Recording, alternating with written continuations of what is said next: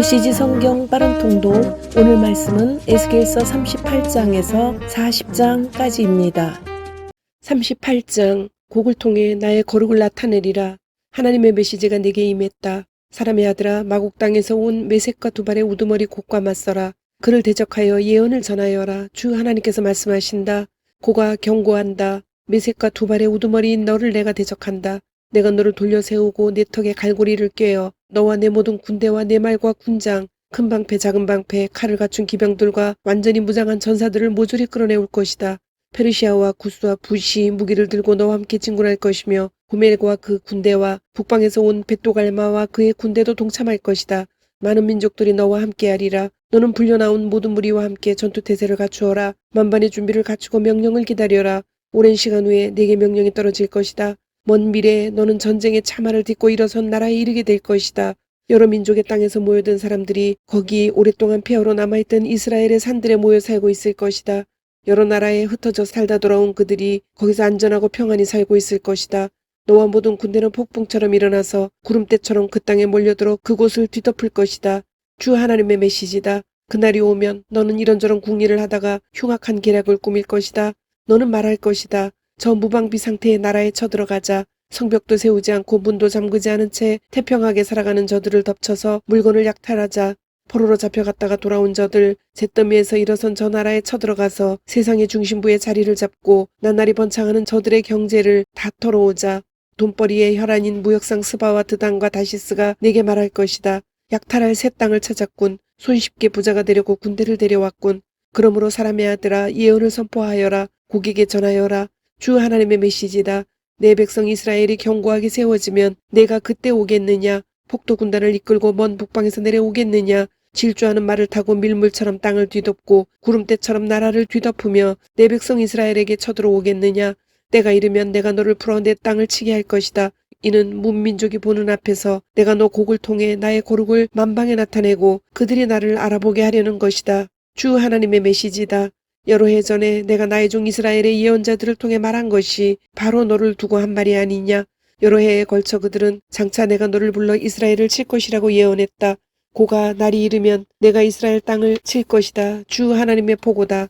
나의 불같은 진노가 터져 나오리라. 불타는 질투에 사로잡힌 내가 네게 말한다. 그날 이스라엘 땅을 뒤흔들 지진이 있을 것이다. 물고기와 새와 들짐승과 개미와 딱정벌레까지 모든 사람이 내 앞에서 떨 것이다. 산이 허물어지고 해안 땅이 꺼질 것이다. 그날 내가 전면전을 명하여 너 곡을 칠 것이다. 주 하나님의 포고다. 이스라엘의 산들에서 곡을 쳐 죽일 것이다. 내가 곡을 심판의 홍수에 잠기게 하겠다.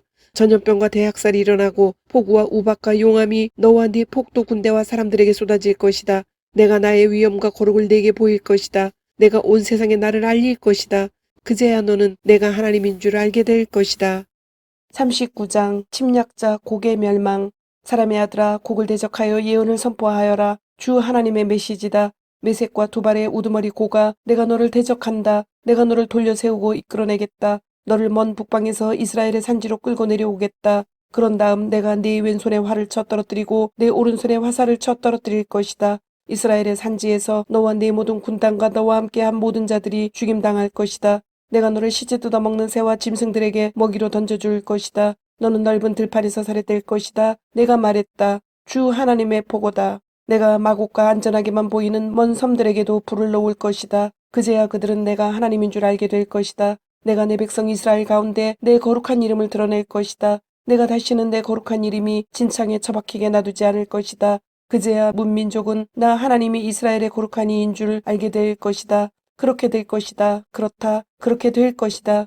내가 네게 말한 그날에 그 일이 일어날 것이다. 사람들이 이스라엘 도성 밖으로 나와서 크고 작은 방패, 활과 화살, 곤봉과 창을 쌓아놓고 그 위에 불을 지펴 거대한 핫도불을 피울 것이다. 그 불은 7해 동안 계속 타리라. 사람들은 땔감을 구하러 숲에 들어갈 필요가 없을 것이다. 연료로 쓸 무기들이 쌓이고 쌓였기 때문이다. 그들은 자신을 발가벗기던 자들을 발가벗기고 자신을 빈털터리로 만들던 자들을 빈털터리로 만들 것이다. 주 하나님의 보고다. 그날에 내가 이스라엘 안에 곡을 묻을 매장지를 정할 것이다. 바다 동쪽 여행자들의 휴식처에 곡과 그의 폭도 군대를 묻을 것인데 그 거대한 묘지로 인해 여행자들이 지나던 길이 막힐 것이다. 사람들은 그곳을 곡의 폭도라 부를 것이다. 땅을 정결하게 하기 위해 이스라엘이 그 시체들을 다 묻는 데만 7달이 걸릴 것이다. 온 백성이 나와서 그 일을 거둘 것이다. 그 일이 끝나고 내 임무를 마치면 그날은 온 백성의 축제일이 될 것이다. 정결하게 하는 매장 작업을 전담할 사람들이 고용되고 그들이 나라 전역을 다니며 썩어가는 부정한 시체들을 찾아낼 것이다. 7달이 끝날 즈음에는 대대적인 마지막 수색 작업이 있을 것이다. 뼈 하나라도 발견되면 그 장소에 막대기로 표를 하고 매장인들이 그것을 가져다가 집단 매장지인 고개폭도 근처 성읍은 폭도 마을 하모나라고 불리는 곳에 묻을 것이다. 그렇게 해서 그들은 땅을 정결케 할 것이다. 사람의 아들아, 주 하나님이 말한다. 새들을 불러라, 들짐승들을 불러라, 소리 높여 외쳐라, 모여서 오너라. 내가 이스라엘의 산지 위에 너희를 위해 희생제물 잔치를 열 것이다. 너희는 고기를 먹고 피를 마실 것이다. 기라성 같은 영웅들의 몸을 뜯을 것이요 이름 높은 왕들의 피를 마실 것이다. 순양과 어린 양, 염소와 황소, 바산의 가장 좋은 육축들을 먹어 치울 것이다. 너희는 내가 베풀 그 희생제물 잔치에서 배부를 때까지 기름진 살을 먹고 취할 때까지 피를 마실 것이다. 내가 너희를 위해 차릴 그 상에서 말과 기병, 영웅과 온갖 용사들이 배불리 먹을 것이다. 주 하나님의 포고다. 내가 민족들에게 나의 영광을 나타내 보일 것이니 그들 모두가 내 손으로 심판을 행하는 모습을 목도하리라. 그날 이후로 이스라엘은 내가 그들의 하나님인 줄 알게 될 것이다. 그리고 이스라엘이 포로로 잡혀간 것은 그들의 죄 때문이었음을 문민족이 알게 될 것이다. 이스라엘은 내게 반역했고 그래서 나는 그들에게 등을 돌렸다. 내가 그들을 그들의 원수에게 넘겨주었고 그들은 모두 죽임을 당했다. 나는 죄에 물든 삶을 산 더러운 그들에게 응분의 벌을 내렸다. 나는 등을 돌려 그들을 외면했다. 그러나 나는 이제 사로잡혀간 야곱을 다시 부르고 이스라엘의 모든 백성을 가엾이 여기며 내 거룩한 이름을 위해 열심을 낼 것이다. 이스라엘이 그들의 땅에서 아무 두려움 없이 안전하고 평안히 살게 되는 날에 마침내 나를 배반했던 부끄러운 기억이 사라지리라. 그들을 낯선 땅에서 다시 데려오고 원수의 영토에서 모은 다음 나는 모든 민족이 지켜보는 앞에서 그들을 사용해 나의 거룩을 나타내 보이리라. 그제야 그들은 내가 그들의 하나님인 줄 확실히 알게 될 것이다. 나는 그들을 포로로 잡혀가게 했지만 한 사람도 남김없이 다시 그들의 땅으로 모을 것이기 때문이다. 나는 이스라엘에 나의 영을 부어 내 생명으로 충만케 하고 다시는 그들에게 등을 돌리지 않을 것이다. 얼굴을 마주하여 그들을 볼 것이다. 주 하나님의 포고다. 40장 환상 중에 본 성전. 우리가 포로로 잡혀온 지 25년째 되는 해, 도성에 함락된 지 14년째 되는 해 첫째 달 10일에 하나님께서 나를 사로잡아 이곳으로 데려오셨다. 거룩한 환상 중에 그분이 나를 이스라엘 땅으로 데려오셔서 높은 산 위에 내려놓으셨다. 남쪽을 보니 거기에 도성처럼 보이는 건물들이 있었다. 그분이 나를 그곳으로 데려가셨고 거기서 나는 구릿빛 피부를 가진 한 사람을 만났다. 그는 아마로 만든 줄과 측량 장대를 들고 건물 입구에 서 있었다. 그가 내게 말했다. 사람의 아들아, 잘 보고 들어라. 이제부터 내가 네게 보여줄 모든 것에 주목하여라. 이 일을 위해 내가 너를 이곳으로 데려왔다. 너는 본 것을 모두 이스라엘에게 말해 주어라. 먼저 성전 복합 건물을 둘러싸고 있는 담이 보였다. 그 사람의 손에 측량하는 장대가 들려 있었는데 길이가 3.18m였다. 그가 담을 측량하니 두께가 3.18m, 높이도 3.18m였다.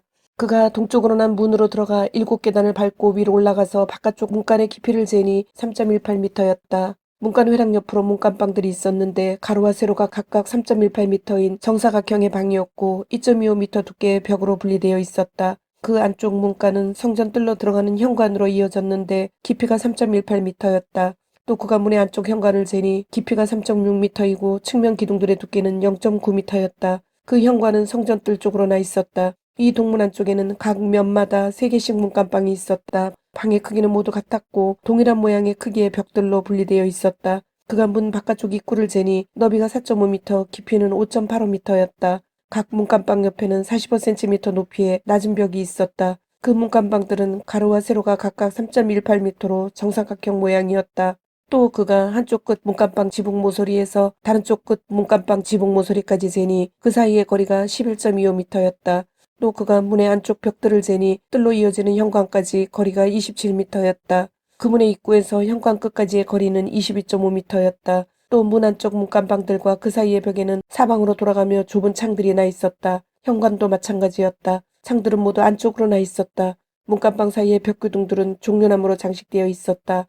그런 다음 그가 나를 바깥뜰로 데리고 갔다. 그곳에는 뜰의 문들을 연결해주는 포장된 도로를 따라 30개의 방들이 줄지어 있었다. 그 보도의 길이는 문간의 길이와 같았고 문간을 따라 옆으로 쭉 이어져 있었다. 그 보도는 바깥뜰로 가는 길이었다. 그가 문간 입구 정면에서부터 안뜰 입구까지의 거리를 재니 45m였다. 그런 다음 그가 나를 북쪽으로 데리고 갔다. 또 다른 문이 북쪽으로 나 있었고 바깥들이 거기서 끝났다. 그가 그 문의 길이와 너비를 재었다. 문의 양쪽으로 3개씩 문간방이 있었는데 그 벽기둥이나 현관이 앞서 말한 문의 크기와 같았다. 길이가 26.5m, 너비가 13.5m였다. 창과 종려나무들도 동쪽 문의 겉과 크기가 같았다. 7계단을 밟아 문으로 돌아가 보니 현관이 안쪽으로 나 있었다. 동문의 경우처럼 북문 맞은편에도 안 뚫려 들어가는 문이 있었다. 두 문 사이의 거리는 53m였다.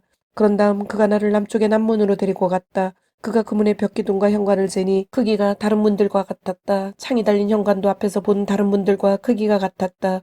7계단을 밟아 문으로 올라가는데 현관이 바깥들 쪽으로 나 있고 양편의 벽기둥이 종려나무로 장식되어 있었다. 남문 맞은편에도 안뜰로 들어가는 문이 남쪽으로 나 있었다. 그가 뜰을 가로질러 두 문 사이의 거리를 재니 53m였다. 또 그가 나를 남쪽 문을 통해 안뜰로 데리고 갔다. 그가 그 문을 재니 바깥쪽 문들과 크기가 같았다. 문간방, 연결벽, 현관의 크기가 모두 똑같았다. 그 문과 현관에는 사방으로 돌아가며 창이나 있었고 길이가 26.5m, 너비가 13.25m였다. 안뜰로 들어가는 문은 모두 13.25m 길이에 2.65m 너비였다. 각 현관은 바깥들 쪽으로 나 있었다. 그 벽기둥 위에는 종려나무 모양이 새겨져 있고 문으로 올라가는 8계단이 있었다. 그런 다음 그가 나를 안뜰의 동쪽으로 데리고 가서 거기에 있는 문을 재니 그 크기가 다른 문들과 같았다. 문간방, 연결벽, 현관의 크기가 모두 같았다. 그 문과 현관 양쪽에도 사방으로 돌아가며 창이나 있었다. 재어보니 길이가 26.5m, 너비가 13.5m였다. 현관은 바깥들 쪽으로 나 있었고 양편 벽기둥 위에는 종려나무가 새겨져 있었다. 또 8계단이 있었다.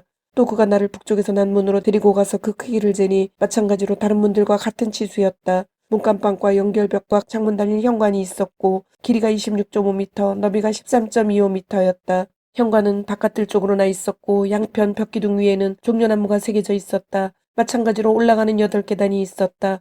그 문의 현관 옆에 문이 달린 방이 하나 있었는데 그 방은 번제물을 씻는 곳이었다.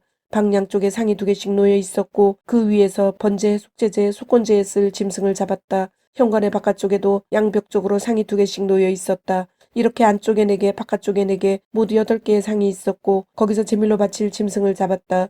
번제물을 바칠 때 쓰는 4개의 상들은 모두 가로와 세로가 79.5m인 정사각형 모양의 높이는 53cm였다. 제물로 바칠 짐승을 잡는 기구와 제사를 드릴 때 쓰는 그 밖의 기구들이 그 위에 놓여 있었고 벽에는 8cm 길이의 갈고리들이 걸려 있었다. 그 상들은 제물로 바칠 짐승을 올려놓는 곳이었다. 안쪽 문과 안뜰이 이어지는 지점에 방이 2개 있었다. 하나는 북쪽 문에 있으면서 남쪽으로 나 있었고 다른 하나는 남쪽 문에 있으면서 북쪽으로 나 있었다. 그 사람이 내게 말했다. 남쪽으로 나 있는 이 방은 성전을 책임지는 제사장들을 위한 방이다. 그리고 북쪽으로 나 있는 저 방은 제단을 책임지는 제사장들의 방이다. 그들은 사독의 자손으로 레위의 자손 중에서도 하나님께 가까이 나아가 그분을 섬기도록 허락받은 제사장들이다. 그가 또 안뜰을 재니 가로와 세로가 53m인 정사각형 모양이었다. 제단은 성전 앞에 놓여 있었다. 그가 나를 성전 현관으로 데리고 가서 현관의 벽기둥들을 재니 양편 모두 높이가 2.65m였다. 성전문으로 들어가는 입구는 너비가 6.3m이고 연결벽들의 2개는 1.35m였다. 현관 자체는 너비가 10.6m이고 깊이는 6.36m였다. 현관 어귀에는 10개의 계단이 있었고 벽기둥 옆으로 다른 기둥들이 서 있었다. 주님, 오늘도 말씀을 주심을 감사드립니다. 주신 말씀대로 오늘 하루도 주님의 모습을 닮아가며 말씀대로 순종하며 살도록 은혜와 용기를 주옵소서. 예수님의 이름으로 기도드립니다. 아멘.